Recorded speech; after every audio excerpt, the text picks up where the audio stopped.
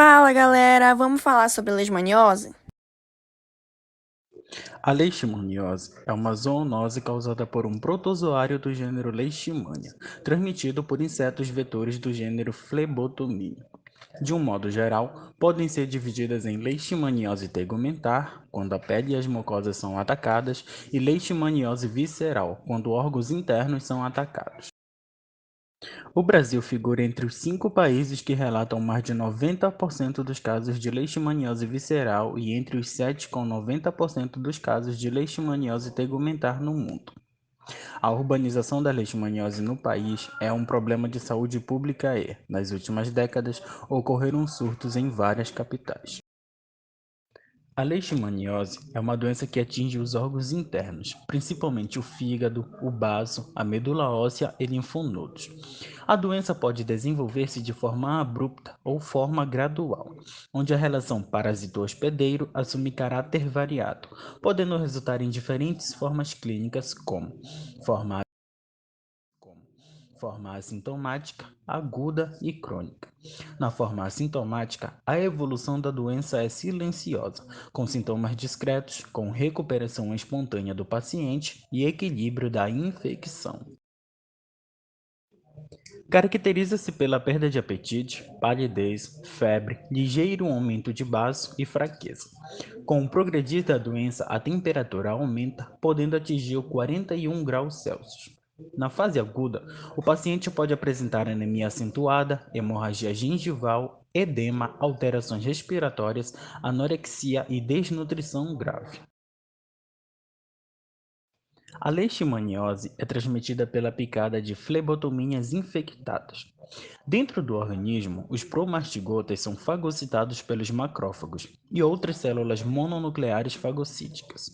Nessas células, os promastigotas se transformam em amastigotas, o estágio tecidual.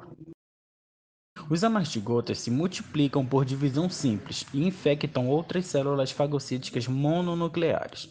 Ao se alimentarem do sangue de um hospedeiro infectado, as flebotomias são infectadas pela ingestão de macrófagos infectados por amastigotas. No intestino médio das flebotomias, os amastigotas se transformam em promastigotas. Assim, se multiplicam e desenvolvem-se migrando para a probóscide. O êxito do hospedeiro em conter a infecção por leishmania depende da vasta capacidade e eficiência do sistema imune, sobretudo da chamada imunidade celular, conduzindo a resposta aos sítios de infecção.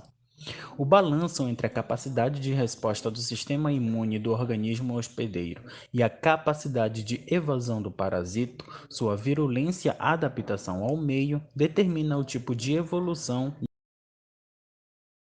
As medidas mais utilizadas para a prevenção e o combate da doença se baseiam no controle de vetores e dos reservatórios, proteção individual, diagnóstico precoce e tratamento dos doentes, manejo ambiental e educação em saúde. Outras medidas importantes são manter sempre limpas as áreas próximas às residências e os abrigos de animais domésticos,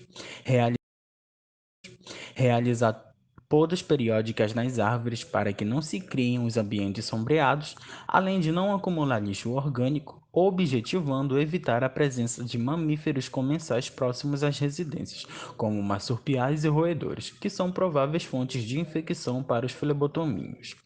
Assim como é importante manter em dia a vacinação dos animais domésticos, pois não há vacina contra a leishmaniose humana.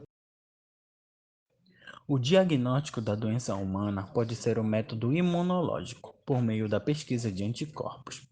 O exame imunológico mais utilizado no Brasil é a reação de imunofluorescência indireta, com resultados normalmente expressos em diluições de soro, aceitando-se como positivas as diluições a partir de 1 para 80.